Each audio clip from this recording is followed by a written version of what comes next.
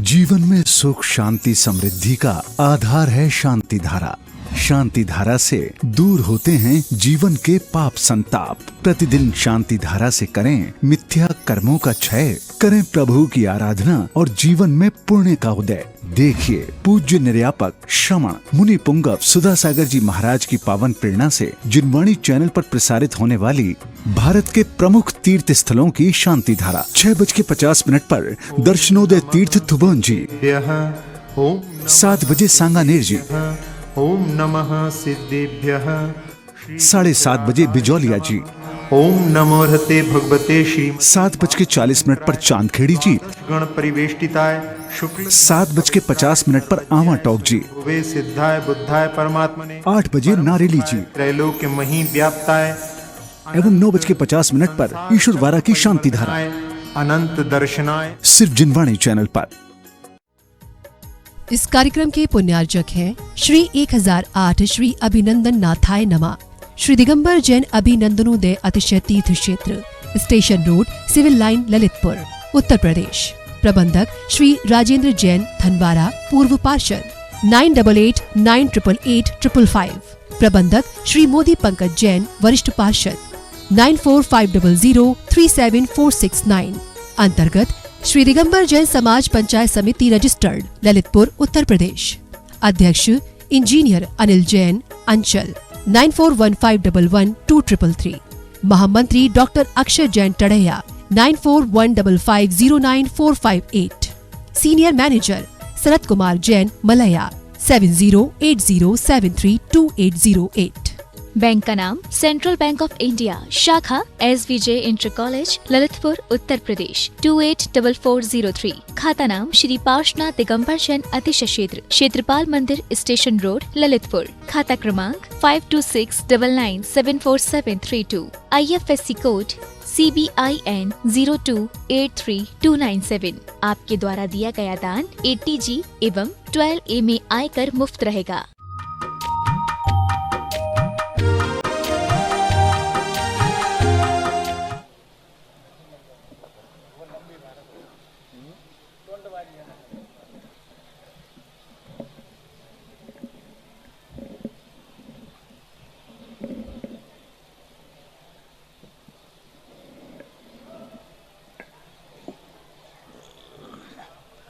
अपरानिक प्रक्षणा स्वाध्याय विलयम श्रीकर।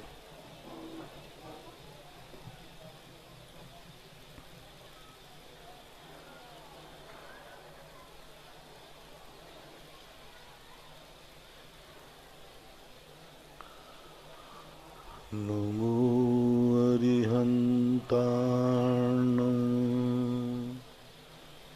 नमो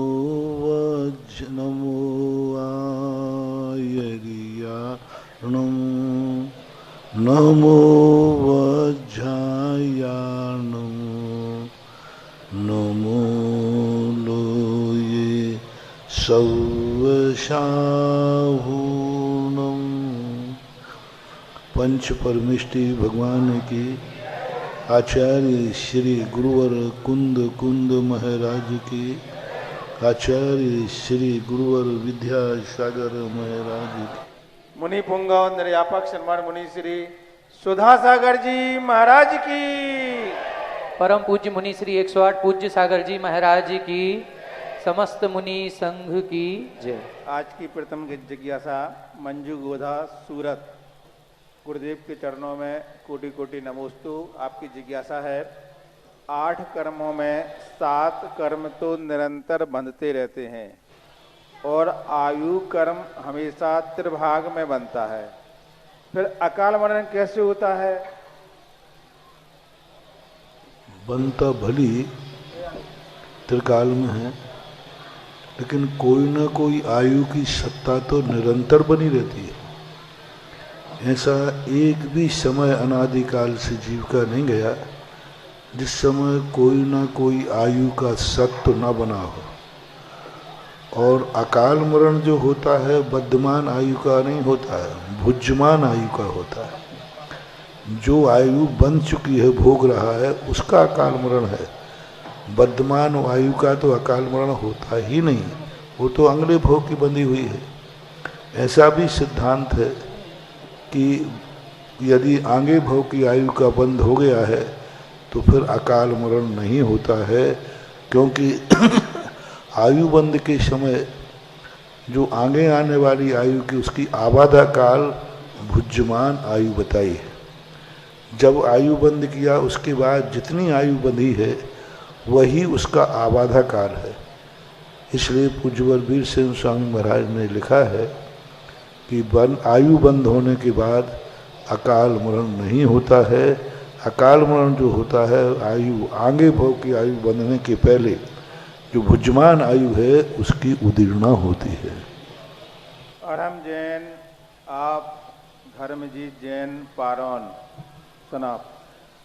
परम पूज्य गुरुदेव के चरणों में कोटि नमन। आपकी जिज्ञासा है कि भगवान जी की परिक्रमा क्यों लगाते हैं? भगवान वेदी की, हाँ, भगवान जी की वेदी की परिक्रमा लगाने का कोई अलग से कोई औचित्य तो ऐसा शास्त्रों में देखने में नहीं आया, लेकिन प्रदक्षिणा लगाने का उल्लेख जरूर मिला। सौधर्मेंद्र आदि भी अयोध्या की परिक्रमा लगाते हैं, मंदिरों की परिक्रमाओं का उल्लेख तो मिला है, लेकिन कोई ऐसा नियत कोई लॉजिक तर्क नहीं दिया कि जिस कारण से कहा जाए कि इसका मूल उद्देश्य है।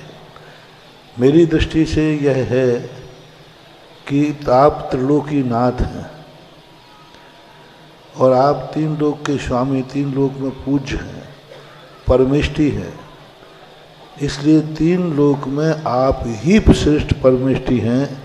इस उद्देश्य के करके तीन परीक्षणाओं का उल्लेख मिलता है। अरहंत, सिद्ध, आचार्य, उपाध्याय, साधु, ये तीनों लोकों में सर्वश्रेष्ठ पद है। अरहंत लोग उत्तमा, सिद्ध लोग उत्तमा, साहु लोग उत्तमा। श्रेष्ठ होने के कारण से इनकी तीन प्रदक्षिणाएं लगाने का उल्लेख। फिर और भी ये होता है कि आपको छोड़ करके मेरा कुछ भी नहीं। परिक्रमा लगाने का अर्थ है आप ही हमारे अंतिम और लास्ट सब कुछ आप हैं। समर्पण का भी प्रतीक होता है। और अब चिंतन के माध्यम से आप जितने अर्थ निकालना चाहो उतने निकाले जा सकते हैं, क्योंकि पवित्र कार्यों के अर्थों की कोई सीमा नहीं होती। जब कोई गुणवान व्यक्ति होता है तो एक गुण का ना जाने कितनी महिमा मंडित की जा सकती है, कितनी भी महिमा मंडित की जाती है, ऐसा माना। देवेंद्र कुमार संघई नुना, गुरुदेव के चरणों में कोटि सा नमन। आपकी जिज्ञासा है कि ये निश्चित है कि यदि किसी गाड़ी से दुर्घटना होती है तो उसमें 4 लोग बैठे थे, 2 लोग दुर्घटनाग्रस्त हो जाते हैं, बाकी 2 लोगों को खरोंच भी नहीं आती है, तो उन 2 लोगों की क्या अकाल मृत्यु कहलाएगी? बाकी सब बच जाएंगे, तो कौन सी गति में जाएंगे जो बच जाएंगे? अपने अपने कर्म का फल भोगे संसार, एक खसटाटी सिंचता और एक ले रहा बहार। कर्म हैं, अपने अपने किए हुए कर्म हैं। उनके इतने अशुभ कर्म का उदय आ गया कि वह व्यक्ति इस प्रकार के मरण को प्राप्त हुआ। दूसरे का नहीं आया, सारा परिवार मर जाता है, 6 महीने की बच्ची बच जाती है। तो ये सब चीज़ें कर्म की स्थितियों के ऊपर है। जिसका जैसा निमित्त मिल जाता है, कर्मों की बलिहारी है। नेहा जैन झांसी, गुरुदेव के चरणों में बारंबार नमोस्तु। आपकी जिज्ञासा है कि मुझे मांगना अच्छा नहीं लगता और आप भी कहते हैं कि हमें किसी से कुछ मांगना नहीं चाहिए, पर जब घर वाले बिना मांगे ना दें तब हम अपने आप को कैसे संतुलित रखें और उनके प्रति हमारे भाव खराब ना हो, कैसे समता रखें? मार्गदर्शन करें। यही तो परीक्षा है। जहाँ हमें मालूम है कि बिना मांगे मिलेगा तो तुमने कहा मैं मांगूंगा नहीं, उसमें काहे की थराई? तो मालूम है कि बिना मांगे मिलना ही है। जहाँ नहीं मिलना है मांगने पर वहाँ नहीं मांगना, यही तो तुम्हारी परीक्षा है। ठीक है, अब जब अति होने लग जाए तो अति के बाद तो मर्यादा का उल्लंघन हो ही जाता है। तो यदि ऐसी बात हो जाती है तो फिर कहा भी जाता है लेकिन इतना नहीं कि तुम एक दूसरे को मरने मारने पर उतारू हो जाओ। मांगने का अर्थ की एक सीमा होती है और उस सीमा तक ही होना चाहिए। लेकिन अब सामने वाला यदि दुष्टता पर उतर आया है तो फिर तो क्या करें, दुष्टता को दुष्टता का व्यवहार करना ही पड़ता है। नीति और सिद्धांत में अंतर होता है। नीति तो कहती है कि ठीक है जैसे को तैसा होना पड़ता है, लेकिन सिद्धांत ये कहता है कि नहीं, वो जैसा है यदि हम भी वैसे हो गए तो उसमें और तुम में अंतर क्या रहा। वो भी कुटिल है और तुम भी कुटिल हो गए, वो भी क्रोधी है तुम भी क्रोधी हो गए, तो फिर दोनों में अंतर क्या रहा। यदि तुम ज्ञानी हो समझदार हो तो हमेशा समझदार को ही समता रखना है, कमठ को समता नहीं रखना, समता पारसनाथ को रखना है। अपन कहें कमठ को समता रखना, कमठ क्या समता रहे, वो तो दुष्ट है ही, लेकिन पारसनाथ को ही रखना पड़ेगी।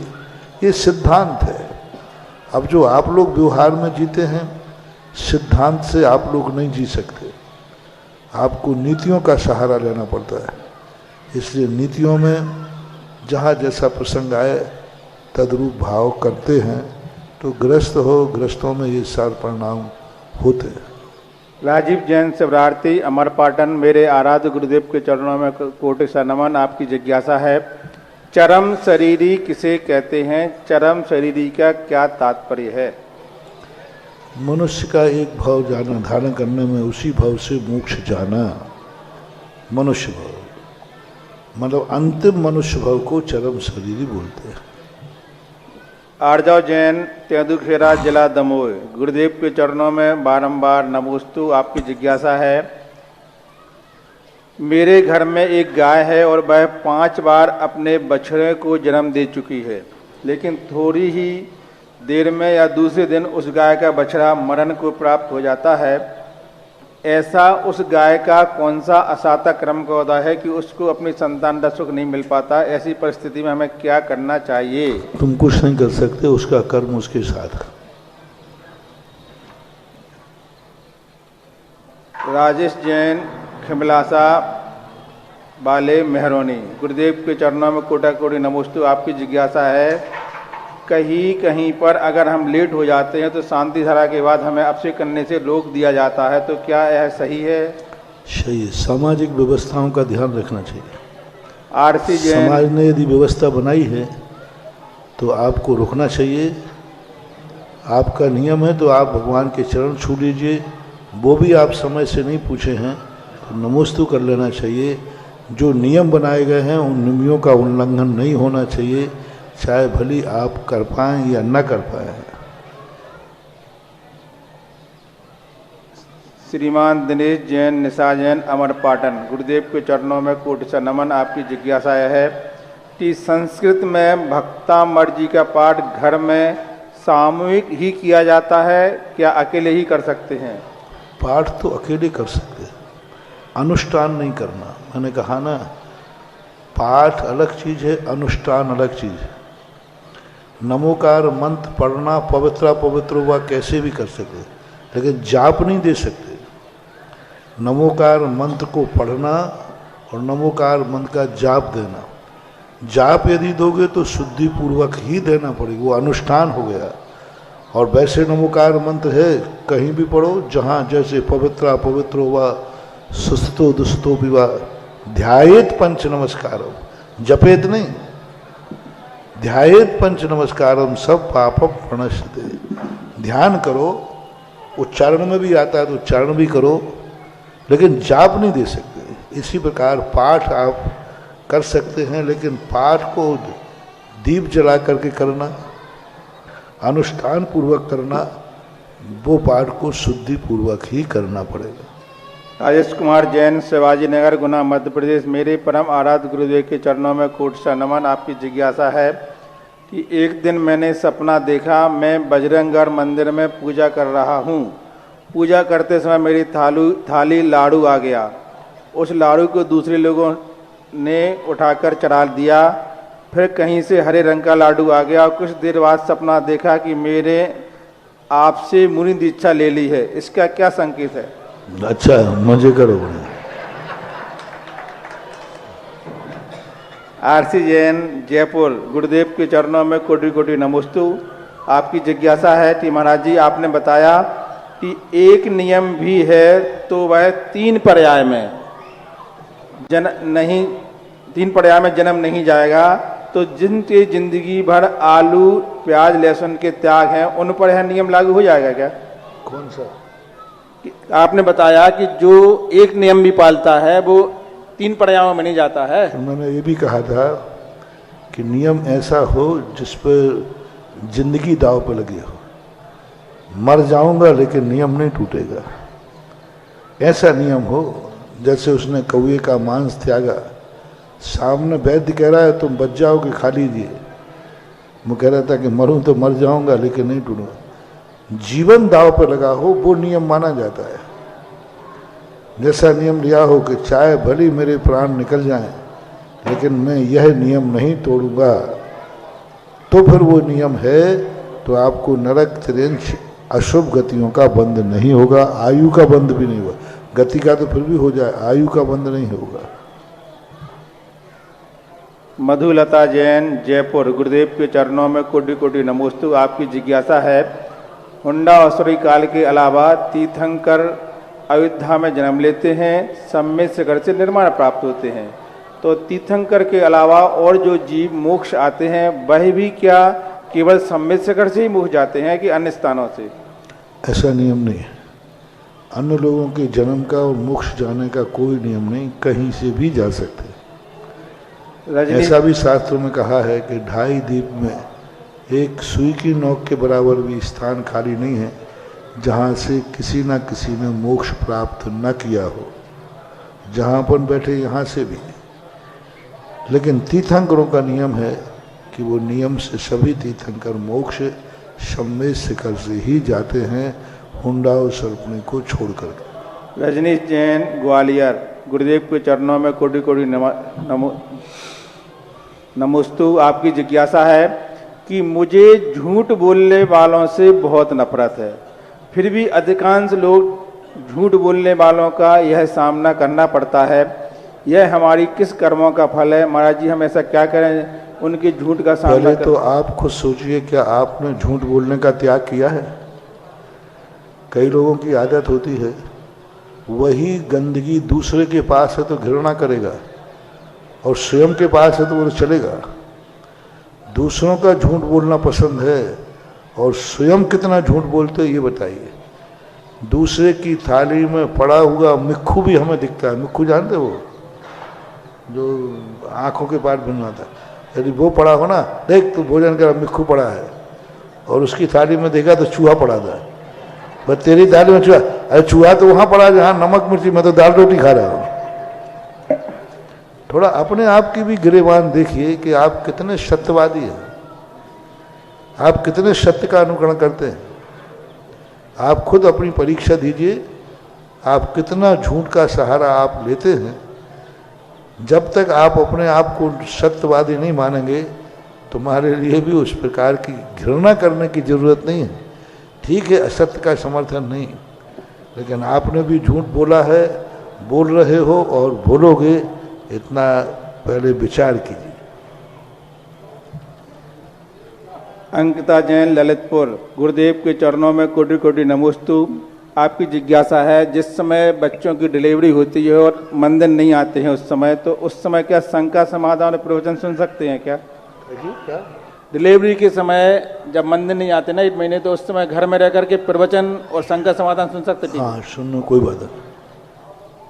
सुनीता जैन चला भीलवाड़ा, करके शास्त्र नहीं खोलोगे, चला करके तुम चालू नहीं करोगे। यदि कोई चालू है, कानों में आवाज पड़ रही है, तो कोई ऐसी बाधा नहीं।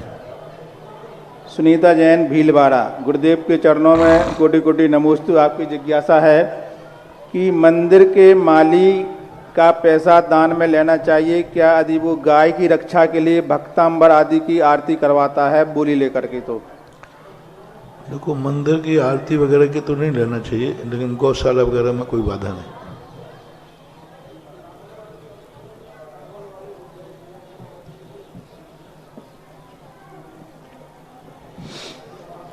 सुनीता जैन बड़ौत, गुरुदेव के चरणों में कोटि कोटि नमोस्तु। आपकी जिज्ञासा है, आरती की थाली सजाओ प्रतियोगिता में पंचमेरु मंदिर, समोसरन शिखर जी आदि थाली में बनाकर भगवान की आरती करना कितना सही है? अभी तो सब सजाओ प्रतियोगिता है ना, तो सजाओ, जैसे बने तो वैसे सजाओ, क्योंकि वहाँ प्रतियोगिता जीतना है, जैसे बने तो जीतो। श्री अरुण एवं श्रीमती शीला पाटनी, पवई मुंबई, गुरुदेव के चरणों में कोटि कोटि नमोस्तु। आपकी जिज्ञासा है, अगर रोजमर्रा की दिनचर्या में हो तो हम शांत रहते हैं, लेकिन सुख या दुख के प्रसंग आने पर हमारे मन में विचारों के तूफान उठते हैं। हम आत्मा या धर्म में स्थिरता से नहीं रह पाते, ऐसा क्यों? और हमें शांत मन करने के लिए क्या करना चाहिए? ये तुम्हारी खुद की कमजोरी है कि तुम अपने आप को काबू में नहीं रख पा रहे। दूसरी बात, अपनी उपादान दृष्टि रखिए। आप सारी दुनिया को अपने अनुकूल बनाना चाहते हैं। तुम्हारा मन है ऐसे लोगों का कि सारी दुनिया मेरी मुट्ठी में हो, हवाएं चलें तो मेरे अनुकूल चलें, पानी बरसे तो मेरे अनुकूल बरसे, सब चीज़ तुम दुनिया को अपने अनुकूल बनाना चाहते हो। बस यहीं से परिणाम बिगड़ना चालू होते हैं। जब जब तुम किसी को अपने अनुकूल बनाने का प्रयास करोगे, संक्लेश होगा, शांति भंग होगी, क्योंकि तुम दूसरे पर अनुकूल हो। और जब जब तुम दुनिया के अनुकूल बनने का प्रयास करोगे, अशांति समाप्त होगी और शांति ही शांति। तो थोड़ा अपने को, अपने अनुकूल दुनिया को चलाने की अपेक्षा हो सके तो दुनिया का कुछ सहयोग करें। नहीं कर सकते हो तो कम से कम माध्यस्थ भाव रखें। ऐसा। स्वाति जैन, नई दिल्ली, गुरुदेव के चरणों में कोटि कोटि नमोस्तु। आपकी जिज्ञासा है कि आजकल कई जैन महिलाएं करवा चौथ मनाती हैं और अहोई अष्टमी करती हैं। उनको हम कैसे समझाएं और कि उन्हें बुरा भी ना लगे और हमारी बात समझ जाएं? और कुछ सास अपनी बहू से भी ये काम करवाती हैं। तो ये काम ठीक नहीं। अपने आगम के, जिसका जो धर्म है उसी धर्म पर ही आपको समर्पित रहना चाहिए। जब आपके यहाँ उस तिथि का कोई व्रत ही नहीं लिखा है तो आपको वो तिथि फलदायी नहीं होगा। आपको वही तिथि फलदायी होगी जो आपका कुल धर्म है। ये कुल धर्म कहलाता है और कुल धर्म वही है जो आपको कुल परम है। तुम कितना भी प्रयास करना, लेकिन तुम्हारे लिए जब भी कोई भी सिद्धि होगी कुल धर्म से होगी। आपके कुल धर्म में कहीं इस प्रकार के उपवास आदि लिखे ही नहीं हैं तो करने से कोई फायदा नहीं। आप कर रहे हो, दुनिया के देखा देखी कर रहे हो तो कोई लाभ नहीं है। और ऐसा कोई ज़रूरी नहीं है वो सासू करे तो करवावे। सासू ही तो है। बाहर पारिवारिक सांसारिक कार्यों में हुकूमत चल सकती है, धर्म के कार्यों में ना सासू है ना बहू है। धर्म तो धर्म है, धर्म तो धर्म है। महारानी चेलना अपने पति को सब कुछ मानती थी, सब कुछ मानती थी, लेकिन जब धर्म की बात आई तो उन्होंने कहा नहीं, आप मेरे सांसारिक जीवन के स्वामी हो सकते हो लेकिन पारमार्थिक जीवन का स्वामी तो जिनेंद्र ही है। बहुत संकट आने पर उसने अपने पति से कोई समझौता नहीं किया और पति ने बहुत प्रयास किए उसको मिथ्यात्व की तरफ ले जाने के, लेकिन उसने कहा नहीं, संबंध ही नहीं है। धर्म अलग चीज़ है, संसार अलग चीज़ है। हमने तुम्हारे साथ सांसारिक संबंध बनाया है, ना कि पारमार्थिक संबंध बनाया है। ऐसा। आशीष कुमार जैन, नैनवा, जिला बूंदी, गुरुदेव के चरणों में कोटिशा नमन। आपकी जिज्ञासा है, जो आजकल रक्तदान नेत्रदान का जो कार्य हो रहा है वह आगम के अनुरूप कहाँ तक सही है? हर चीज को धर्म से क्यों तोलते हो? संसार की कुछ चीजें हैं जो आपके व्यवहारिक है, धर्म बीच में नहीं लाना चाहिए। ये व्यवहार कहलाता है, ये सहयोग कहलाता है, ये दान नहीं है, पात्र दान नहीं है। दान हमेशा पात्र को ही दिया जाता है। पात्र को ही दान दिया। जो पात्र को दिया जाए वो दान कहलाता है। और जैसे गौ को आप दान देते, ये दान की कोटि में नहीं आएगा, ये सहयोग की कोटि में आएगा, ये करुणा की कोटि में आएगा, ये दया की कोटि में आएगा। इसलिए ये जो रक्तदान आदि हैं ये आपके व्यवहारिक हैं, इनको बीच में धर्म मत लाओ, इसी में तुम्हारी भलाई है।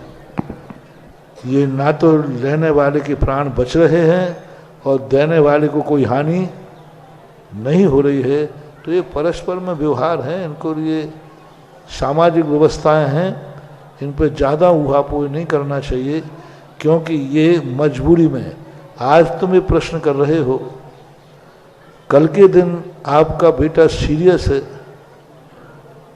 आप खुद सीरियस हैं और डॉक्टर कहता है कि बिना खून के लिए मरण बच नहीं सकता है, उस समय तुम मेरे से पूछने आओगे? उस समय आगम याद आएगा? आगम क्या कहता है? फिर बाद में कहेंगे तुम खुद मर रहे हो, तुम्हारा बेटा मर रहा है और कोई उपाय नहीं। डॉक्टर ने कहा एक ही तरीका है, यदि ब्लड मिल जाए तो। नहीं, पहले मैं आगम में देखता हूं। हैं? उस समय तो काहे का आगम और काहे का महाराज। ये सब बातें जब तक ये जो कुछ खुरापाती लोग होते ना, महाराज ऐसा होना चाहिए कि नहीं, तो कर्म कहता है एक बार तेरे साथ हो जाए फिर पूछना महाराज से। एक बार ऐसा हुआ था, किसी महाराज जी क्या ऐसा होना चाहिए, वो पंचायत के अध्यक्ष से उसने बहिष्कार कर दिया उसका। और जब उसी के घर में वही घटना घट गई, बोले अब क्या, बोले अब मुझे अकल आ गई। तो इन सब चीज़ों के लिए व्यवहारिक हैं, व्यवहारिकता में ही रहने दो। इसे धर्म के मंच पर लाओगे तो बहुत ज़्यादा दुविधा में पड़ जाओगे, परेशानी में पड़ जाओगे, क्योंकि इन चीज़ों में धर्म अपना एक सिद्धांत अलग बना रहा है। मैंने कहा ना, संसार में जीने के लिए नीति चाहिए, और नीति का अर्थ होता है परस्पर में सहयोग लेके चलो, परस्पर में एक दूसरे से मिला के चलो, सबसे बना के चलो। दुर्जन भी है तो दुर्जन को भी मिला के चलो। और सिद्धांत कहता है नहीं, दुर्जन से हमें कोई लेना देना नहीं है, सज्जन की बात है। तो सिद्धांत के अनुसार ही सारे कार्य ग्रस्तों के हों, ऐसे नहीं हैं, नीतियों पर आधारित है। ये परस्पर में एक दूसरे पर उपकारी सहयोग है, इससे इसका निषेध नहीं करना चाहिए, इस पर ऊहापोह भी नहीं करना चाहिए। ऑनलाइन जिज्ञासाओं के पश्चात जिनवाणी चैनल, सुधा कलश चैनल और आदिनाथ चैनल के समक्ष विराजित सभी गुरु भक्तों की ओर से और साक्षात यहाँ पर गुरु चरणों में विराजित सभी मुनि भक्तों की ओर से पूज्य मुनिद्वय के चरणों में बारंबार नमोस्तु नमोस्तु नमोस्तु। आज के जिज्ञासा समाधान कार्यक्रम में प्रथम जिज्ञासा रखेंगी, जिनको परम वंदनीय आरिका माँ दृढ़मती माता जी की गृहस्थ जीवन की बहन होने का सौभाग्य प्राप्त है, ऐसी ब्रह्मचारिणी अनीता दीदी जी। इसके बाद तैयार रहेंगे अध्यक्ष तुलसी नगर जैन समाज इंदौर से श्री राजेंद्र जी। महाराज श्री देवोदय तीर्थ क्षेत्र देवगढ़ को जब से आपने भारतवर्षीय क्षेत्र घोषित किया है, तब से इसके संरक्षक सदस्य बनने का क्रम सिलसिला जारी है और रोजाना अनेकों नाम प्राप्त हो रहे हैं। लेकिन जब से आपकी स्वीकृति, आपके आशीर्वाद से संजीव जी सीए परिवार को महामहिम बनने का सौभाग्य प्राप्त हुआ है, तब से उनके प्रयासों से नित्य प्रति दिन दूनी रात चौगनी तरक्की होते हुए इसके सदस्यों की संख्या बढ़ती जा रही है। आज उनके प्रयासों से वो स्वयं सीए हैं और उन्होंने ललितपुर नगर के जितने सीए हैं उन सभी सीए ग्रुप को और साथ में जितने भी आयकर विभाग से संबंधित जो भी समस्याओं का समाधान होता है, ऐसे सभी एडवोकेट को देवोदय तीर्थ क्षेत्र से जोड़ा है और ये सभी आज आपके सामने उपस्थित हुए हैं, आपका आशीर्वाद ग्रहण करना चाहते हैं। महामहिम तो दल बल के साथ ही निकलता है, और क्या है। महाराज श्री, आपने एक दिन कहा था जब ये महामहिम बने थे कि अब सीए और एडवोकेट ये दो मिल गए हैं तो क्षेत्र का उद्धार निश्चित रूप से होगा, दिन दूनी रात चौगनी तरक्की करेगा और कोई भी समस्याएं आएंगी तो ये स्वयं समाधान कर लेंगे। आ जाएं सभी। सौरभ जैन सीए, सचिन जैन टोनू माता टीला परिवार, श्रीमान राजेंद्र जी सीए, अनुपम जी सीए, अमित जैन मऊरानीपुर वाले परिवार, विमल कुमार जी, विकास ओसवाल जी सीए परिवार, श्रीमान मनोज कुमार जी, विनय कुमार जी, उदित जी, क्षितिज जी सीए जड़ी बूटी वाले परिवार, श्रीमान कोमल चंद जी, शैलेन जी B2 एडवोकेट सैदपुर वाले परिवार, श्रीमान सभी परिवार सहित जो भी सदस्य उपस्थित हैं आ जाएं।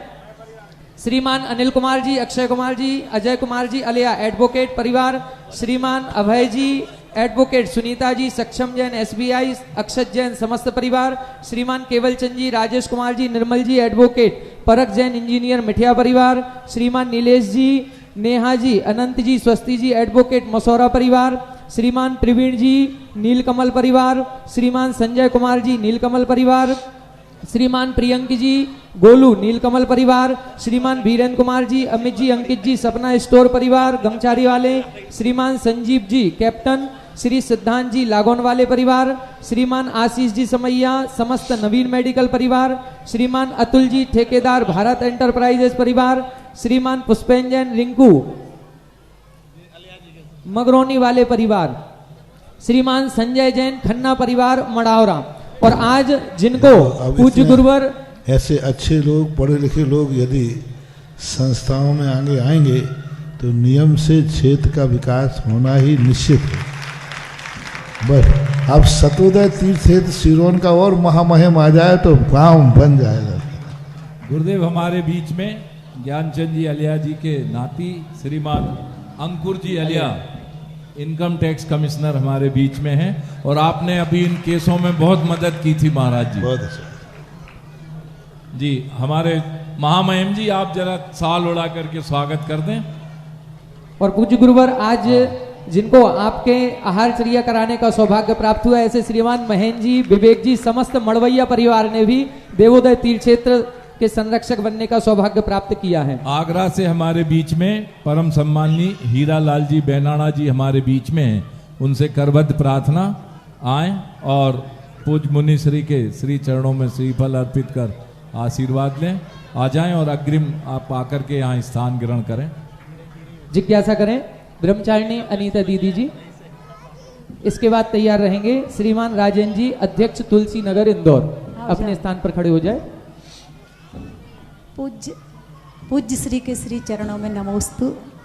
पूज्य श्री जब एक स्थान से दूसरे स्थान पर समोसरण लगता है उस समय अन्यत्र समोसरण लगना है, इसकी घोषणा कौन करता है? जी क्या बोलना है?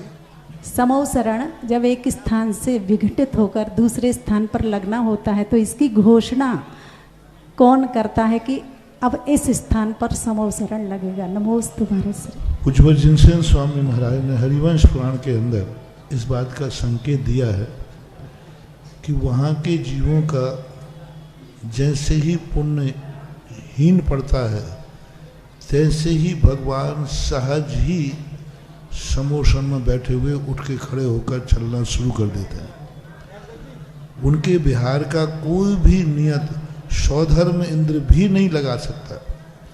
सौधर्म इंद्र अवधि ज्ञानी होकर के भी नहीं लगा सकता कि भगवान कब विहार करेंगे। गणधर परमेष्टि जो सर्वावधि ज्ञान के धारी है, विपुल मति मनः पर्याय ज्ञान के धारी है, उनके ज्ञान का विषय भी नहीं बन पाता कि भगवान कब विहार करेंगे और कहाँ जाके रुकेंगे। बहुत अच्छी बात उन्होंने कही, कब उठेंगे और कहाँ जाकर रुकेंगे। विपुल मति मना पर्याय ज्ञान, क्योंकि भगवान के मन तो है ही नहीं, इसलिए वो मन से जानेंगे नहीं। अवधि ज्ञान सर्वावधि ज्ञान है, लेकिन सर्वावधि ज्ञान भी पता नहीं कर सकता। वहाँ पर सहज ही वहाँ के लोगों के पुण्य की हीनता होती है और भगवान सहज ही उठ करके, भगवान को भी विकल्प नहीं है उठने बैठने का, सहज ही उनकी क्रिया होती है।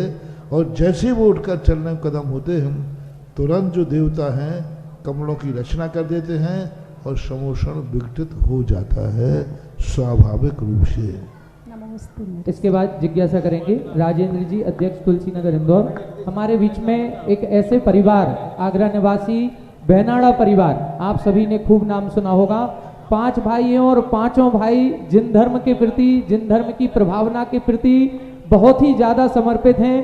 कोई एक भाई हैं जो श्रवण ज्ञान भारती मथुरा को संभाल रहे हैं, तो एक भाई जो हमारे गुरुजी रहे हैं रतनलाल जी बेनाड़ा जी साहब, जिन्होंने श्रमण संस्कृति संस्थान के अधिष्ठाता बन के हम सभी को शिक्षा दी। आज हम सभी उन्हीं की बदौलत यहाँ पर इस मंच पर खड़े होकर के कुछ बोलने की हिम्मत कर पा रहे हैं। और आप हीरालाल जी बेनाड़ा जी आज हमारे बीच में हैं। ये भी साधु संघों के प्रति बहुत समर्पित व्यक्तित्व हैं। ऐसे व्यक्तित्व को पा करके हम सभी गौरवान्वित हैं। उनका हार्दिक अभिनंदन हमारी पंचायत समिति करना चाहती है। आप आगे आए। आदरणीय हमारे अध्यक्ष महोदय जी और हमारे अभिनंदनोदय तीर्थ क्षेत्र के दोनों प्रबंधक जी से निवेदन है, आपका साल उड़ा करके माल्यार्पण करके आपका हार्दिक अभिनंदन स्वागत करें। जोरदार करतल ध्वनि से ऐसे व्यक्तित्व का और ऐसे समर्पित परिवार का हार्दिक अभिनंदन स्वागत हम सभी करेंगे। गुरुदेव के चरणों में साधारण बंधन नमोस्तु नमोस्तु नमोस्तु। मेरे परिवार की ओर से नमोस्तु नमोस्तु नमोस्तु। महाराज जी, मेरे ट्रस्ट कमेटी की ओर से भी आपके चरणों में नमोस्तु नमोस्तु नमोस्तु। और ब्रह्मचारी नितिन भैया की ओर से नमोस्तु नमोस्तु नमोस्तु। महाराज जी, इंदौर में तुलसी नगर में जैन मंदिर निर्माण हो रहा है। जिज्ञासा कीजिए, वो तो नहीं, उसी में जिज्ञासा महाराज जी। तो समाज ने मुझे वहाँ का अध्यक्ष चुना है। मैं चूंकि महाराज जी पूरी जीवन भर साथ की सेवा में रहा हूँ, तो मुझे मतलब बताएं महाराज जी कैसे मैं अपना दायित्व को पूरा करूँ। बहुत अच्छा आशीर्वाद है मेरा सब। चलिए आगे प्रश्न कीजिए। इसके बाद जिज्ञासा करेंगी ब्रह्मचारिणी सुभी दीदी जी, सिमी दीदी जी, राजा जी सिवनी। और तैयार रहेंगे श्रीमान अशोक जी सिलवानी। सतोदय तीर्थ क्षेत्र के लिए संरक्षक सदस्य के लिए भी कुछ नाम प्राप्त हुए। डॉक्टर संजीव जी कड़ंकी, प्रतिभा जी कड़ंकी, सार्थक कड़ंकी, समस्त कड़ंकी परिवार, श्रीमान नरेंद्र कुमार जी, यश कुमार जी, नमन कुमार जी मोदी, लागोन वाले रुठियाई परिवार। यदि उपस्थित हैं तो आ जाएं, श्रीफल अर्पण करके आशीर्वाद ग्रहण करें। जिज्ञासा करें ब्रह्मचारिणी सुभी दीदी जी, सिमी दीदी जी सिवनी। तैयार रहेंगे श्री अशोक जी सिलवानी। मम पितृतुल्य पूज्य गुरुवर के चरणों में कोटिशाह नमोस्तु नमोस्तु नमोस्तु। महाराज जी, मेरी जिज्ञासा यह है कि प्रत्येक जीव का हमेशा कौन सा मरण होता है एवं आयु कर्म की उदीर्णा कौन सी गति में नहीं होती है? आविची मरण जो है निरंतर चलता रहता है। जो एक एक क्षण करके अपना जीवन समाप्त करते हैं उसको इस प्रकार से आविची मरण बोलते हैं। और उदीर्णा का जो सवाल है, कोई भी ऐसी गति नहीं है जिसमें आयु कर्म की उदीर्णा ना होती। उदीर्णा के दो प्रकार होते हैं, एक स्थिति उदीर्णा और एक निषेक उदीर्णा। निषेक उदीर्णा तो चारों गतियों में होती है, देवताओं की भी होती है, तीर्थंकर की भी होती है। क्योंकि ऐसा उदीर्णा का कोई भंग नहीं बनाया गया शास्त्रों में कि किसी जीव की उदीर्णा निषेकों की नहीं होती हो। चारों गतियों के सभी जीव उदीरक हैं आयु कर्म के। मात्र स्थिति उदीर्णा जो होती है वह स्थिति उदीर्णा देवों के नहीं होती, नारकियों के नहीं होती, तीर्थंकरों के नहीं होती, भोग भूमि जीवों के नहीं होती। कुछ ऐसे हैं एक तो उनके आयु कर्म की उदीर्णा नहीं होती है, वो भी स्थिति, यानी जितनी आयु बांधी है उतने काल तक वो जिंदा रहेंगे। लेकिन निषेकों की उदीर्णा तो निरंतर होती रहती है। जिज्ञासा करेंगे श्रीमान अशोक जी सिलवानी। इसके बाद तैयार रहें Shrimati Sonia Jain, assistant commissioner GST Bhopal. नमोस्तु गुरुदेव नमोस्तु। सिलवानी से अखंड दिगंबर जैन समाज सिलवानी का कोटि कोटि नमोस्तु गुरुदेव नमोस्तु। मेरी जिज्ञासा है गुरुदेव, जो भी कमेटी साल भर अपने काम करती है, समाज उसमें कोई मतलब प्रोत्साहन नहीं देती, ना बधाई ना कुछ, उनको सिर्फ आलोचना ही मिलती, क्योंकि कमेटी जो अपना अमूल्य समय देकर आलोचना मिलना ही सच्चे कार्यकर्ता की पहचान है जी। और जो जिसको आलोचना मिल रही है जी, फिर भी वो कार्य किया जा रहा है तो समझ लेना वो अच्छा कार्यकर्ता है। और जो कार्य करने के बाद प्रशंसा की बात करता है जी, समझ लेना वो प्रशंसा का भूखा है जी, आभार की इच्छा करता है जी। उसने कार्य नहीं किया, उसने व्यापार किया है। इसलिए हर कार्यकर्ता को आलोचना जरूर मिलना चाहिए, जिसकी उसकी परीक्षा हो जाए कि ये सच्चा कार्यकर्ता है या नहीं। जय हो जय हो जय। इसके बाद जिज्ञासा करें श्रीमती सोनिया जी, असिस्टेंट कमिश्नर जीएसटी भोपाल। तैयार रहेंगे श्रीमान सुकमाल जी, रेखा जी, जरुआ खेड़ा। नमोस्तु गुरुदेव। महाराज श्री, धर्म, परिवार और नौकरी के समायोजन को किस प्रकार संतुलित किया जा सके? धर्म, परिवार और नौकरी के समायोजन को किस प्रकार संतुलित किया जा सके? सब एक दूसरे के पूरक हैं। समा परिवार में रहते हैं और उस समय अपने परिणामों को संभाल के चलते हैं, क्रोध आदि भाव नहीं आने देते, यही तो धर्म है। धर्म को लोग मात्र मोक्ष का ही कारण क्यों मानते हैं? जैनाचार्यों ने धर्म के दो सुख कहे, एक निःश्रेयस और एक अभ्युदय। अभ्युदय सुख भी सुख है। धर्म मात्र मोक्ष ही नहीं भेजता, संसार में जीने की कला भी सिखाता है, संसार में जीने की हुनर सिखाता है। अच्छी तरह जो अपने परिवार के लिए स्वयं राग द्वेष नहीं करता, दूसरे को वो राग द्वेष नहीं करने देता है, तो वो धर्म का संस्कार उसके पास है। धर्म यही इसलिए जाता है कि हम संसार में जीने जाएंगे तो हम कैसे संभल के रहें, इसके लिए ही धर्म किया जाता है। श्रीमती सोनिया जी, आप आएं और श्रीफल अर्पण करके गुरुवर का आशीर्वाद ग्रहण करें। जिज्ञासा करेंगे श्रीमान सुखमाल जी, रेखा जी, जरुआ खेड़ा। तैयार रहें श्रीमती रोशनी राजेश जैन, विदिशा। जगत पूज्य गुरुवर के चरणों में मेरा, मेरे परिवार का, जरुआ खेड़ा दिगंबर जैन समाज का बारंबार नमोस्तु नमोस्तु नमोस्तु। हे गुरुवर, आपके शिविर में बहुत पहले 96 में गया था। आपने आशीर्वाद दिया था कि अपने बच्चों को अपने समक्ष कम से कम 12वीं तक तो रखें। मैंने अपने बच्चों को 12वीं तक घर पे रह के पढ़ाया। अब वह बच्चे कॉलेज में जा रहे हैं, उनको क्या करें? कैसे संस्कार घर पे दिए वो संस्कार कॉलेज में बने रहें? हे गुरुदेव, आपसे मेरी भी यही प्रार्थना है। अब मैं क्या कहूँ, आजकल का वातावरण ऐसा है, कोई बच्चा बिगड़ने के लिए नहीं जाता, लेकिन वो कहता पता नहीं महाराज मैं कब बिगड़ गया। पढ़ने के लिए जाता है। बस यही है कि उसको अच्छे संस्कार दो और वो संकल्पित रहे, दृढ़ रहे। बीच बीच में उसकी निगरानी रखो, बीच बीच में उसके सारी जीवनचर्या पर ध्यान रखो। भेजने के बाद निश्चिंत मत हो जाओ, निगरानी रखो कि किन के साथ उठता है, बैठता है, मोबाइल को क्या करता है, क्या नहीं करता है। मैं तो कहता हूँ कि बच्चों के नाम का बच्चों को मोबाइल देना ही नहीं चाहिए, अपने नाम का देना चाहिए, जिससे कभी उसकी लिस्ट निकलवा सके कि इसने कब कब कहाँ कहाँ बातें की हैं। हाँ, सबसे बड़ी चीज़, उसको उसके नाम का मोबाइल नहीं देना, स्वयं रखो और निकलवाना भी चाहिए। और निगरानी रखना ही, जैसे एक छोटा बालक होता है, माँ को 24 घंटे निगरानी रखना पड़ता है। माला भी फिर रही है तो माला छोड़ना पड़ेगी, क्योंकि वो रेलिंग के पास पहुंच गया, गिर सकता है। तो अब वो माला पूरी करे कि रेलिंग में गिरने वाले बच्चे को बचाए। माँ है, अब वो गिरने वाला है और माला अभी आधी है, अब वो माला पूरी करे कि बच्चे को बचाए। नीति क्या कहती है? बच्चे को बचाओ। सिद्धांत क्या कहता है? माला पूरी करो, माला फेरो। किससे तुम्हारा मन मान जाएगा? तुम्हारा मन किससे मान जाएगा? नीति से या सिद्धांत से? नीति से। आप माला छोड़ना पड़ेगा। नीति कहती है छोड़ दो माला, बच्चे को बचाओ, गिर जाएगा। तो इसी प्रकार आप लोगों को बच्चों पर भेजने के बाद निगरानी रखना चाहिए उसके 24 घंटे, क्योंकि आज का वातावरण ऐसा है कि बच्चे को ही पता नहीं चलता कि हम कब स्लिप हो गए और कब गिर गए। जिज्ञासा करें श्रीमती रोशनी राजेश जैन, विदिशा। तैयार रहेंगे भाई सिद्धार्थी आयुष जैन। श्रीमती रोशनी जी, चंद्रोदय तीर्थ क्षेत्र चांदखेड़ी के लिए असीमकालीन भक्ताम्बर में एक नाम प्राप्त हुआ है। श्रीमान देवेंद्र जी, श्रीमती सपना जी, पलक जी, कोषाग्र जी, जितेंद्र जी शास्त्री, गुना। नमोस्तु महाराज जी, नमोस्तु महाराज जी, नमोस्तु महाराज जी, विदिशा। एक मिनट, कल जो बात आई थी अभिनंदन तीर्थ क्षेत्र में भक्ताम्बर के 30-40 तिथियां खाली में तिथि दूंगा।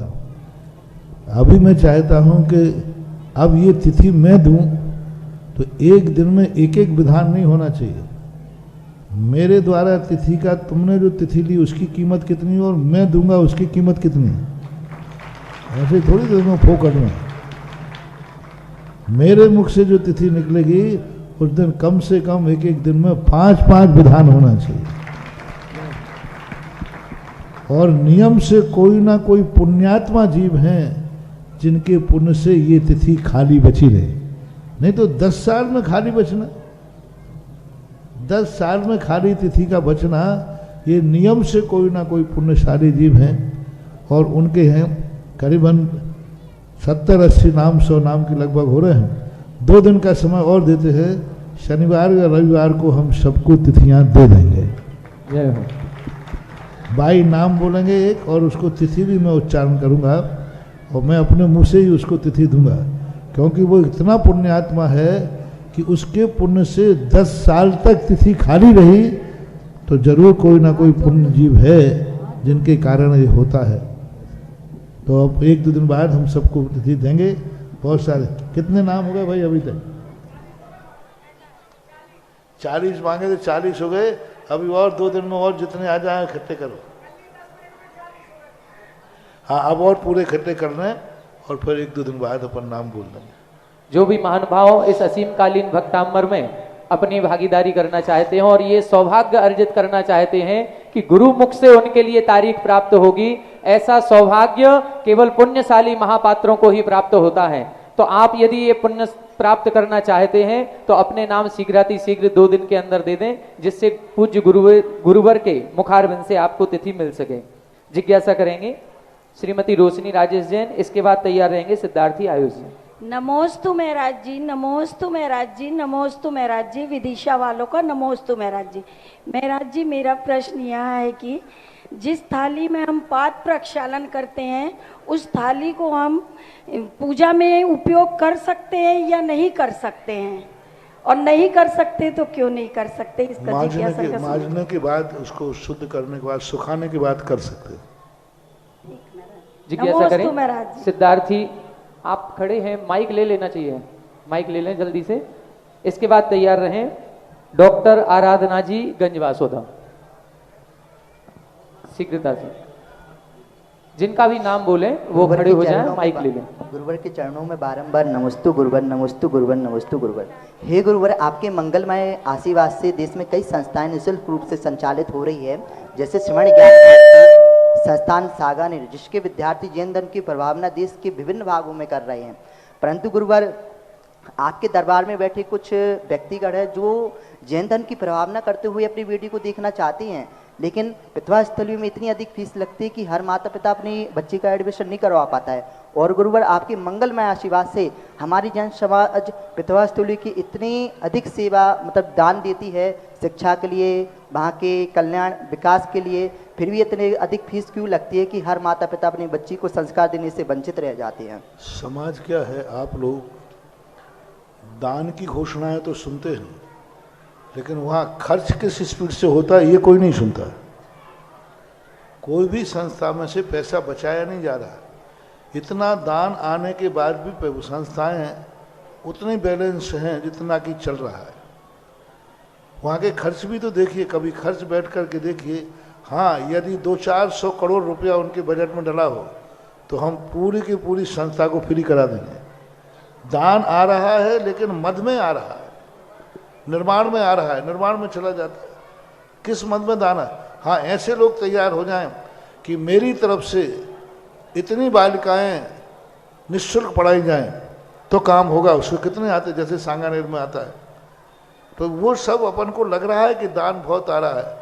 कमेटियों से पूछो कि बिल को चुकाने के लिए पैसा कहाँ से इकट्ठा कर रहे हैं।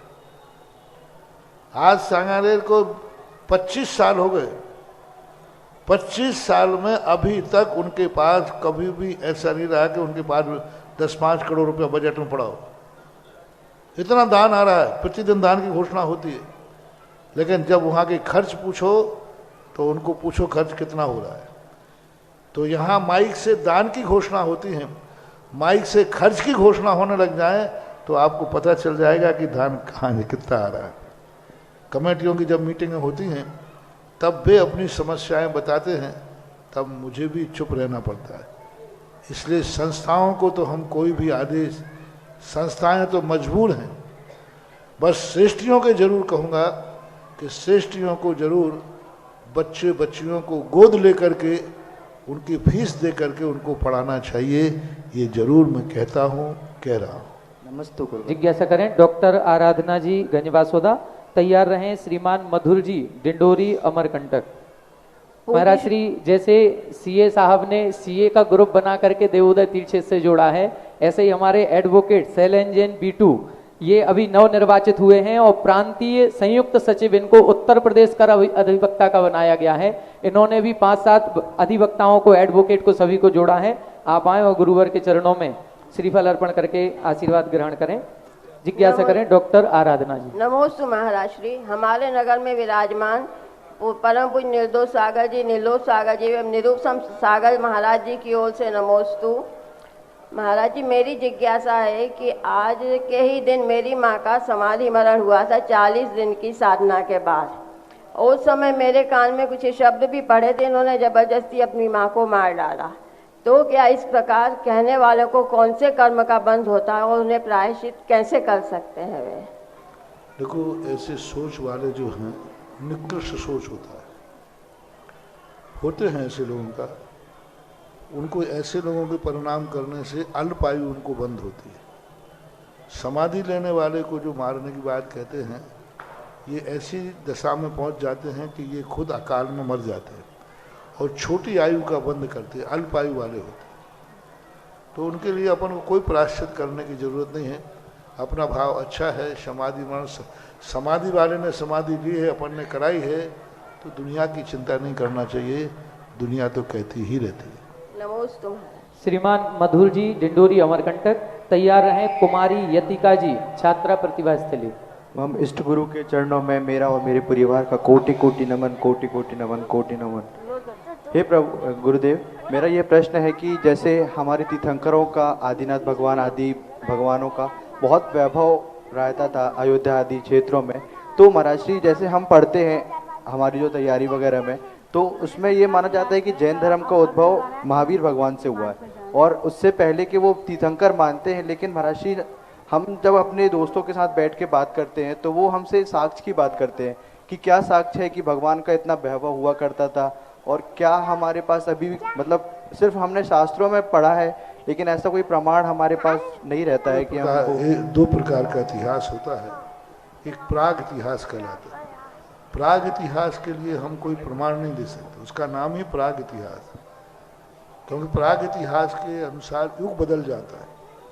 उस समय का जो युग था वो देवी देव, स्वर्ग के देवता और मनुष्य एक साथ ऐसी सभा में बैठते थे। इधर देव बैठे, भगवान बैठे, इधर मनुष्य बैठे, सब जैसे तुम प्रवचन सभा में बैठते हो ना, ऐसे उन देवों का आना जाना था, वार्तालाप थी, महोत्सव होते थे, वो आते थे, भगवान आ जाते थे, केवली आ जाते थे, देवता आके बैठते थे। अब इस युग में वो कल्पनाएं मात्र लगते हैं। यदि इतना ही सबका विश्वास हो जाए तो सभी सम्यक दृष्टि ना हो जाए, क्योंकि वर्तमान युग जो है इंद्रिय प्रत्यक्ष का युग है। वर्तमान युग जो है वो सामने प्रत्यक्षता को ही महत्व देता है। वो तो यह भी स्वीकार करने को तैयार नहीं है कि मरने के पहले भी हम थे और मरने के बाद भी हम रहेंगे। तो ये उनका दोष नहीं है, उनके कर्म की बलिहारी है कि वो इस सत्य को नहीं जान पाए। जिज्ञासा करें कुमारी यतिका छात्रा प्रतिभा स्थली। तैयार रहें श्रीमान मुकेश जी नौगांव छतरपुर। परम सिद्धि परमाराध्य परम प्रिय परम पूज मेरे हृदय की वेदी पे विराजमान दोनों मूल राजों को कोटि कोटि बार नमोस्तु नमोस्तु नमोस्तु।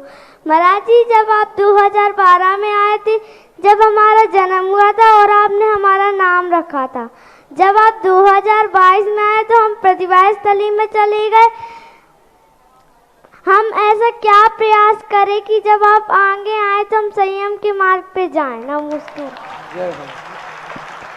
प्रतिभा स्थल में जो आपको जो वहाँ पर पढ़ाते हैं ना दीदिया, बस उनकी संगति में बने रहो, सब ठीक हो जाएगा। जिज्ञासा करें श्रीमान मुकेश जी नौगांव छतरपुर। तैयार रहें श्रीमती अनीता जी खनियादाना। परम पूज गुरुदेव के चरणों में मेरा बारंबार नमोस्तु नमोस्तु नमोस्तु भगवान। मेरा प्रश्न है कि सम्मेश शेखर जी की एक वंदना पूरी करके पुनः गौतम गढ़धर पे आकर अगर दोबारा वंदना करें तो महाराज जी एक वंदना का फल मिलेगा कि 2 वंदना का फल मिलेगा? देखो, बनिया का हिसाब लगा के करोगे तो ना 1 का मिलना ना 2 का मिलना।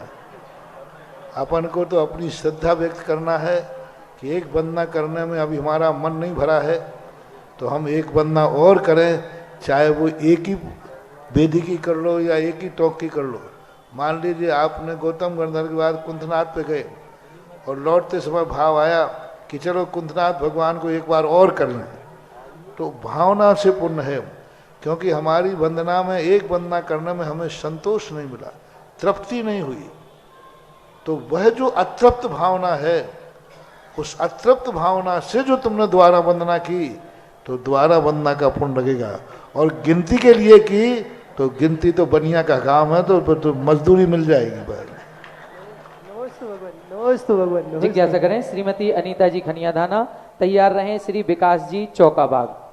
मंचासीन मुनिद्वय के श्री चरणों में आत्मा के अनंतानंत प्रदेशों से नमन। महाराज श्री, प्रतिभा स्थली में आपने जो प्रवचन दिए उसमें पूरे प्रवचन परोपकार पर थे, जिसमें बताया था कि जो तीर्थंक प्रकृति का बंध होता है वो परोपकार करने से होता है, जबकि दूसरी तरफ श्री स्टोपदेश जी में श्री पूज्यपाद स्वामी जी 32वें नंबर श्लोक गाथा में कहते हैं, परोपकृति मुत्सृज्य सोपकार परो भव उपकुर्वन परस्याज्ञो दृश्य मानस्य लोकवत। तो महर्षि, ये किस अपेक्षा से कथन हुआ होगा? यहाँ कर्तृत्व की बात कही गई, वहाँ भावना की बात कही गई। तीर्थंकर जो हैं वो सबको सुखी रखने की भाव करते हैं, संसार का सब जीव सुखी हो और निस्वार्थ करते हैं। और यहाँ पर जो कहा परोपकार के लिए परोपकार किया जा रहा है, मैं दूसरों पर उपकार करूँगा तो लोग मेरे ऊपर करेंगे। तो इस प्रकार के जो परिणाम बनते हैं वह परिणाम निषिद्ध है। उपकार करने का अर्थ है कि हम भावना करें, हम दूसरे के उपकार करें लेकिन उसका प्रतिफल की भावना ना करें। और इस प्रकार के और कर्तृत्व बुद्धि से ना बने, कर्तव्य बुद्धि से करें। कर्तृत्व बुद्धि से करते हैं तो वह उतना प्रशंसनीय नहीं होता, और कर्तव्य बुद्धि से करते हैं तो प्रशंसनीय होता है। तीर्थंकर जो है कर्तव्य बुद्धि से कार्य करते हैं, कर्तृत्व बुद्धि से नहीं।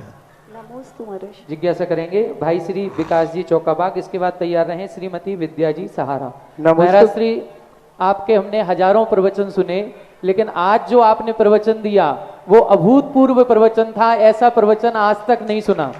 महाराज श्री, सभी महानुभावों से निवेदन है, यदि आज सुबह का प्रवचन आपने नहीं सुना है तो एक बार जरूर सुने।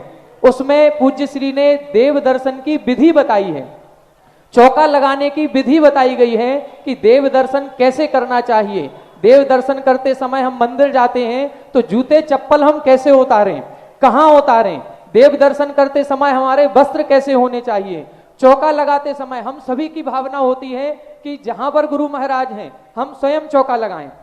यदि हम स्वयं चौका नहीं लगा पाते हैं तो कोशिश ये रहती है कि किसी न किसी के चौके में जाकर के एक ग्रास एक अंजुली तो हम आहार दे ही आए, लेकिन उसकी विधि क्या होनी चाहिए, कितनी सावधानी रखनी चाहिए, ये आज पूज्य गुरुवर ने पूरी तर्क के साथ और पूरी युक्ति के साथ आगम सम्मत बहुत ही अच्छे तरीके से सूक्ष्म रहस्यों का उद्घाटन करते हुए बताया है। पूज्य महाराज श्री, एक जिज्ञासा इसी में यह है कि जो हम लोग आहार देते समय सभी लोग बोलते रहते हैं, मौन धारण नहीं करते हैं, और हमारे थूक आदि के कारण से जो अशुद्धि होती है, तो क्या उस समय कुछ देर के लिए मास्क लगा करके क्या आहारचर्या कराई जा सकती है? नहीं, मास्क के लिए आगम की सहमति नहीं, मौन की सहमति है। मास्क लगाने से बहुत बड़ी हिंसा होती है, समूर्छन जीवों की उत्पत्ति होती है। जैसे हम इसको बंद करेंगे तो हमारे मुख से भाप निकलती है, गर्म भाप, और गर्म भाप के साथ साथ में जो गंध होती है वो भी निकलती है। उस कारण से जैसे वो कपड़ा गीला होगा वहाँ सम्मूर्छन जीवों की उत्पत्ति चालू हो जाती है।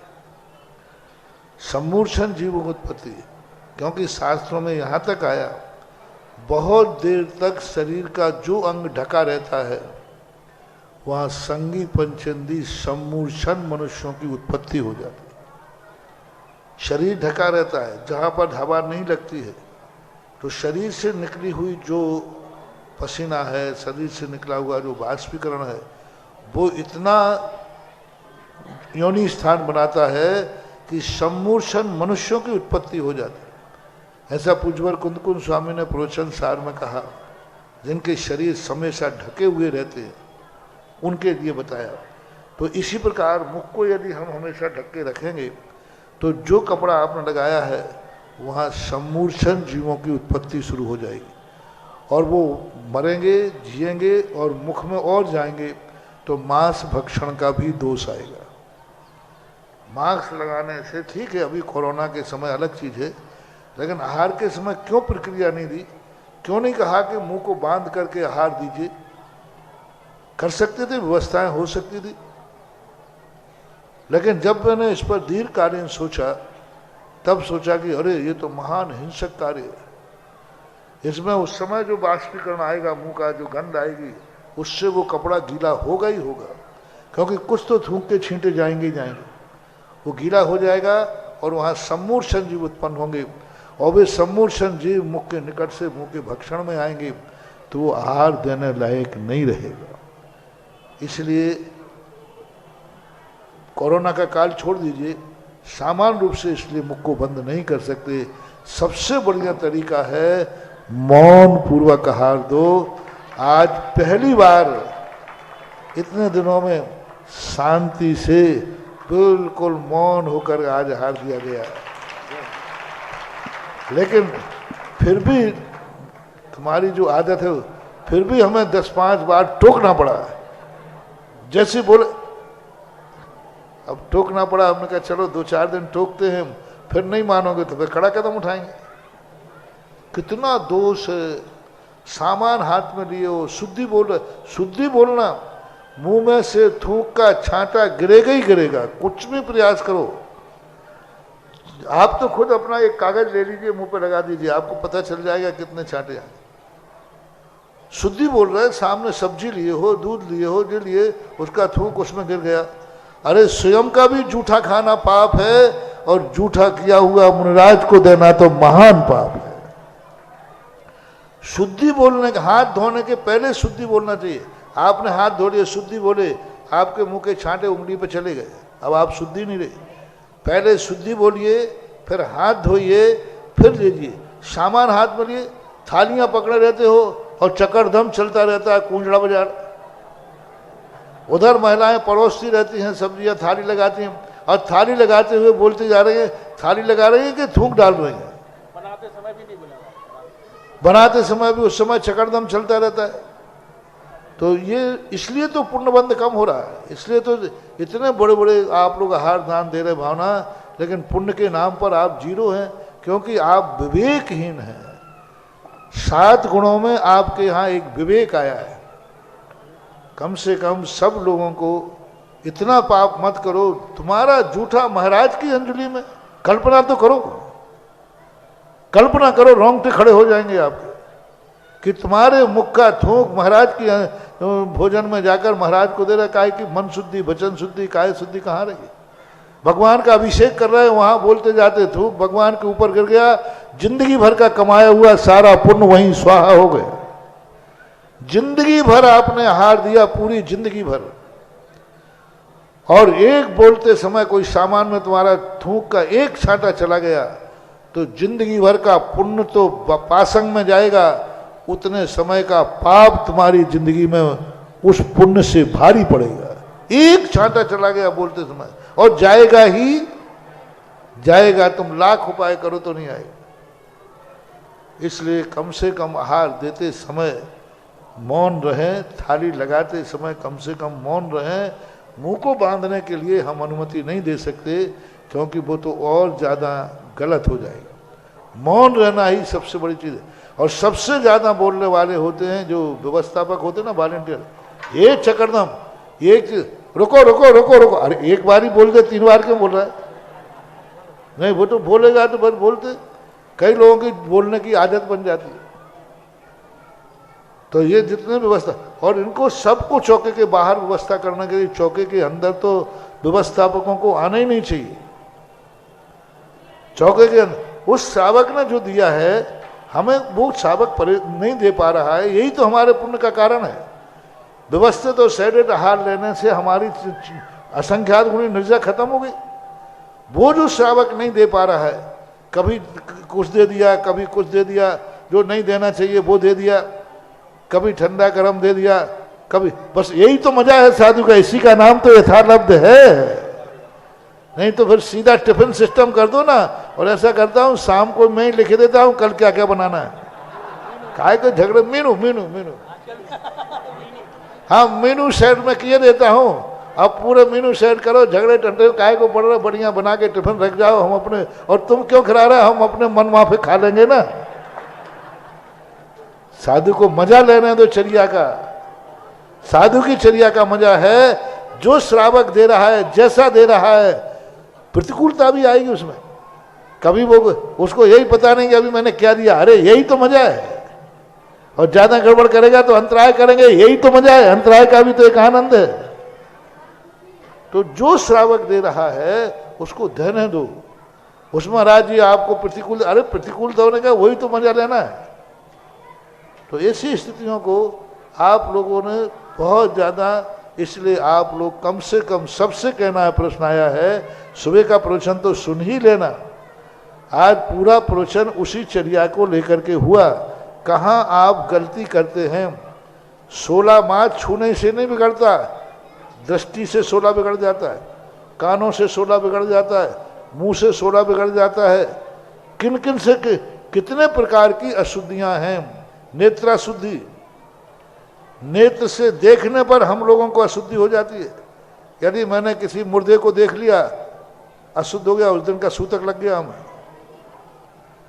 किसी भिष्टा पर दृष्टि पड़ गई, मैंने यही कहा था, चौके के समय महाराज गए और जूते सामने दिख गए, मरा हुआ कोई जीव दिख गया, मर गया, वो तो पहले का मरा है, लेकिन दृष्टि की अशुद्धि अब उस दिन हमारे लिए अशुद्धि हो गई।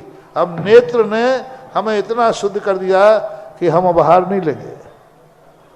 तो बहुत आज अच्छा चिंतन सुबह का था और सबको सुनने लायक है, कितने प्रकार से हम अशुद्ध होते हैं।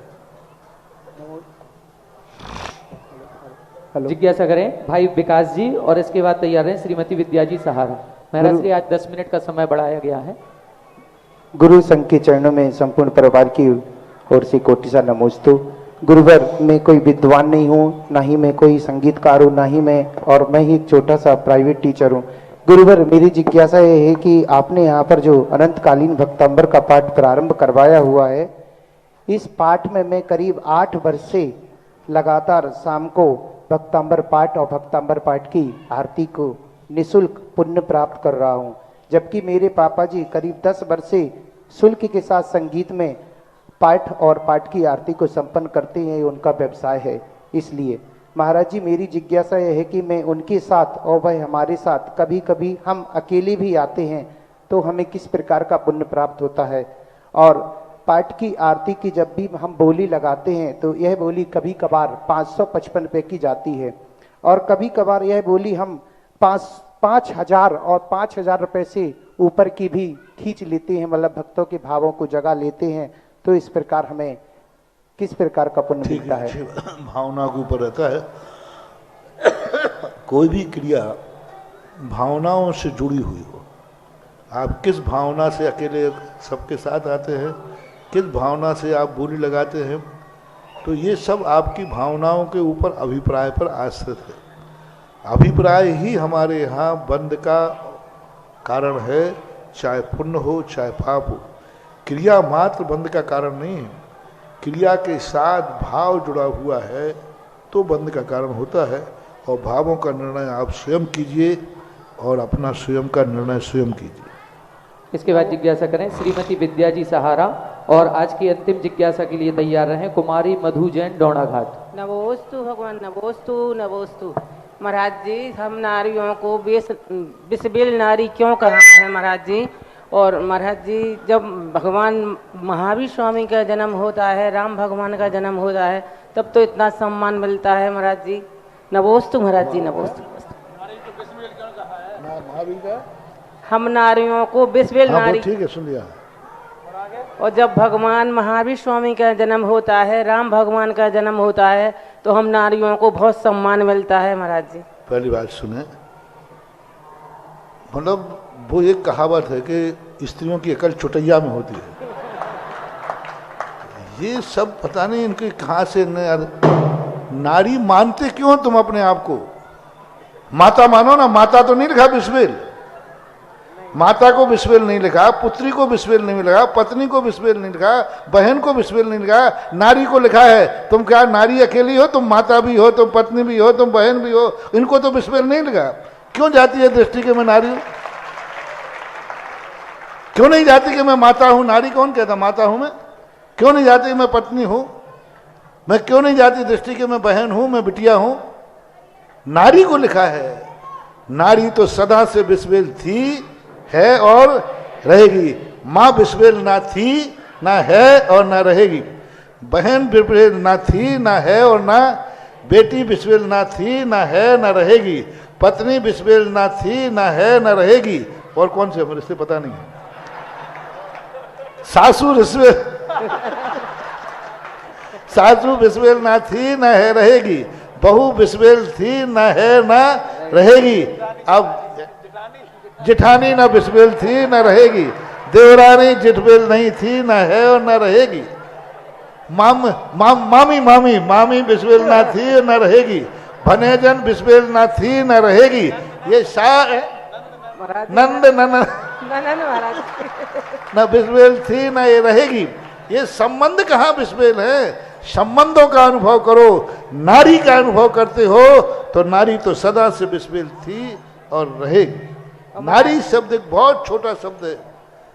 जब किसी माँ के अंदर नारित्वपना जाग जाता है तब कहा, पूज्यवर सुखचंद्र आचार्य महाराज ने लिखा, सर्वेषां शुद्धि नाम भाव शुद्धि प्रशस्ते, एकेन आलिंगते पतिम, एकेन आलिंगते अपत्यम। वही नारी जब पति का स्पर्श करती है तो वासना से भर जाती है, और वही नारी जब बेटे का स्पर्श करती है तो भावना से, ममता से भर जाती है। नारी एक ही है। तो अपनी भावना को रखो ना कि तुम हो कौन। मैं तो समझता हूं कोई भी संसार में जितने लोग हैं सबको कभी नारी का अनुभव होना ही नहीं चाहिए। हमेशा संबंधों का अनुभव होना चाहिए। वहां संबंध का निषेध नहीं, वहां संबंध विहीन जो नारियां हैं वे बिस्बिल हैं, संबंध बिस्बिल नहीं है। अब समझ में आ गया होगा अच्छी तरह। महाराज जी, हींग खाने में क्या दोष है महाराज जी? हींग खाने में ऐसा दोस्तों, अब हींग के संबंध में पूरा नेटवर्क में देखिए। कुछ हींगे ऐसी होती हैं जो बताते निषेध हैं, चमड़े के उसमें रखते हैं। अब आजकल तो कहाँ रखते हैं। और कुछ हींगे ऐसी होती हैं जो शुद्ध होते हैं, त्यागी वृत्ति भी औषधि के रूप में ग्रहण करते हैं।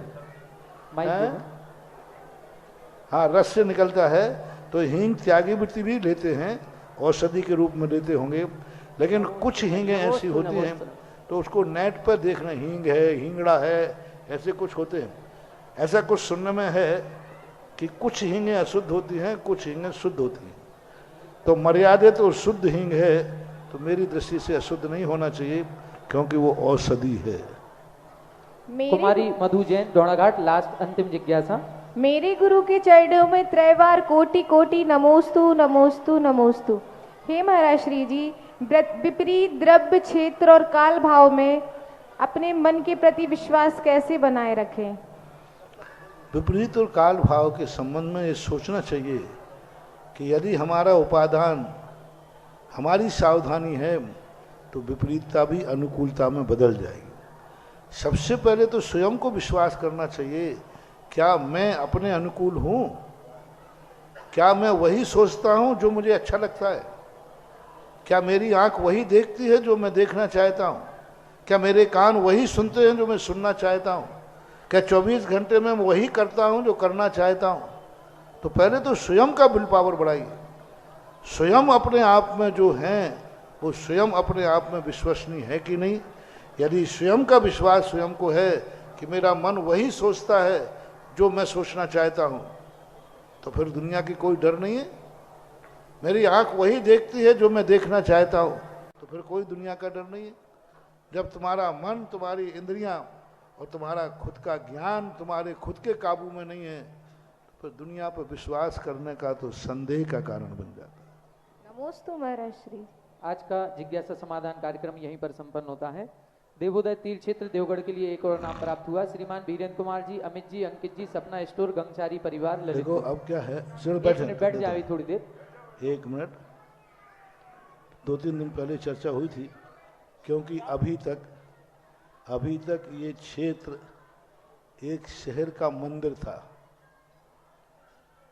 एक शहर का अच्छा मंदिर था, लेकिन अब ये अभिनंदनोदय तीर्थ बन गया है। तो अब यहाँ 2 अकेले प्रबंधक क्या क्या काम करेंगे। इतना बड़ा स्थान बन गया, बहुत ज़्यादा। तो अब 2 प्रबंधक कहाँ कहाँ तक काम करेंगे, इतना कार्य इनका है।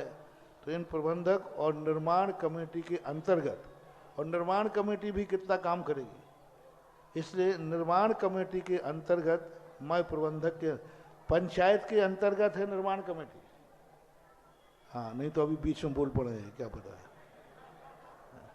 पंचायत कमेटी के अंदर है निर्माण कमेटी, और निर्माण कमेटी के अंतर्गत में एक जो मॉल आप बना रहे हैं उसकी कमेटी के लिए मैंने गुफा की अलग कमेटी बना दी। अभी 2 कमेटियां और बनना है, वो बताऊंगा आगे। अभी तो मात्र जो मॉल है, क्योंकि अब इसका पूरा सिस्टम अभिनंदन तीर्थ की गरिमा के अनुसार होना चाहिए। तो इसके लिए पूरा मॉल मार्केट सिस्टम बनाने के लिए अब अलग एक कमेटी बनाई है, जिस कमेटी का चिंता मत करना, प्रबंधक ही रहेंगे, निर्माण कमेटी के अंतर्गत काम करेंगे। ये तो देख रेख करेंगे, सारा आय व्यय बजट सब मंदिर में ही रहेगा। आय व्यय जो कुछ हिसाब किताब सब यहीं रहेगा, सब आप लोग, और जो नक्शा कमेटी पास करके देगी उसी पर ये काम करेंगे। जो माल सामान कमेटी ला के देगी उसी पे काम करेंगे। लेकिन इनके करने के लिए अलग एक 5 लोग कमेटी बनाई, जिनका मुख्य संयोजक बनाया अशोक सिंगई जाखरौन वाले, क्योंकि इनके पिताजी हुकमचंद जी हमारे लिए देवगढ़ के लिए बिल्कुल राइट हैंड थे।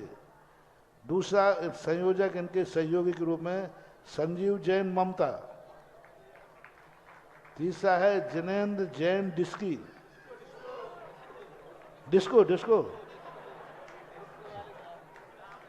डिस्को नाच नहीं करना यहाँ। अभय पारोल और सन्मति सराव, ये 5 लोग उसके लिए अब ये आज से अपने नक्शे वगैरह बना करके जो कुछ भी परेशानी आए सब आए, ये सब इनको सुलझाएं। कमेटी की प्रबंधों की जहाँ जरूरत पड़ेगी एक अपना कार्य करेंगे। और आज हमने सवेरे बाहर का पूरा सर्वे करके कुछ निर्देश दिए हैं, यदि वो सफल हो गए तो फिर कुछ नया ही कुछ होने वाला है। वो सब लोग देखते जाना क्या होने वाला है। अब इसके लिए पंचायत से और प्रबंधकों से दोनों से सहमति चाहते हैं, इनको आशीर्वाद दिया जाए। दोनों हाथों से, दोनों प्रबंधक जी, दोनों की प्रबंधक की है, ये करें आशीर्वाद। आप लोगों को, अपन को कोई ज़्यादा बहस नहीं करना, अपन को कोई अधिकार नहीं चाहिए, अपन को काम करना है। कोई अधिकार नहीं, जो लोग कहें तो कर देंगे, नहीं कहें तो नहीं करेंगे। अपन को काम से मतलब है, ऐसा ध्यान रखना। आशीर्वाद।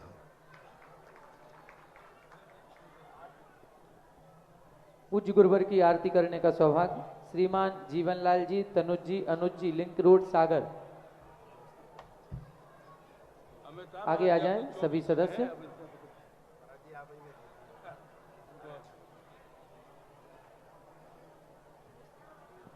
उपस्थित हैं कि सागर वाले हैं क्या? कल भी आपने आरती की थी, आज भी हैं क्या?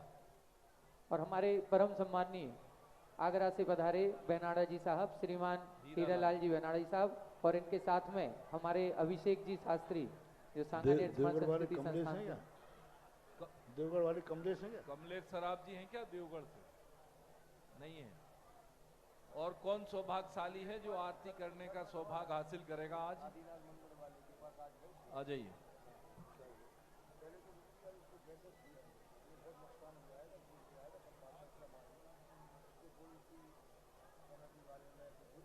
किसी के भाव हो रहे हो एक सौभाग्यशाली कोई भी आरती करने का?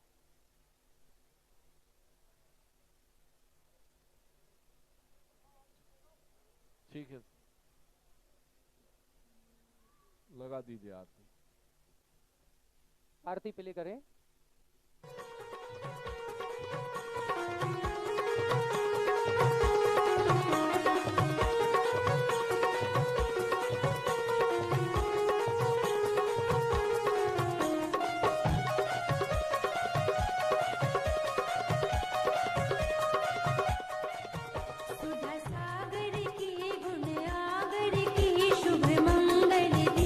सजाए के मैं आज उतारूं आरतियां।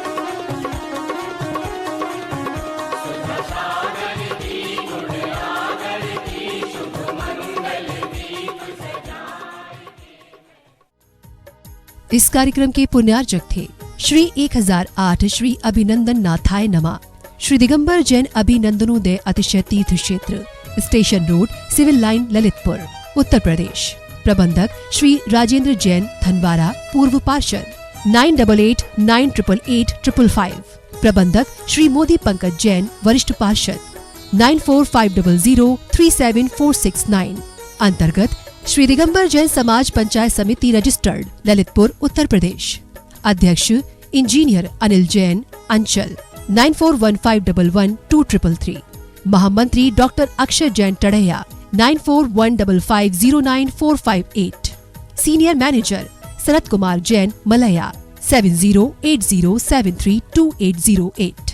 बैंक का नाम सेंट्रल बैंक ऑफ इंडिया, शाखा SVJ inter college, Lalitpur, Uttar Pradesh 284403। खाता नाम श्री पार्श्वनाथ दिगंबर जैन अतिशय क्षेत्र, क्षेत्रपाल मंदिर, स्टेशन रोड, ललितपुर। खाता क्रमांक 5269974732। IFSC code CBIN 0283297। आपके द्वारा दिया गया दान 80G एवं 12A में आयकर मुफ्त रहेगा।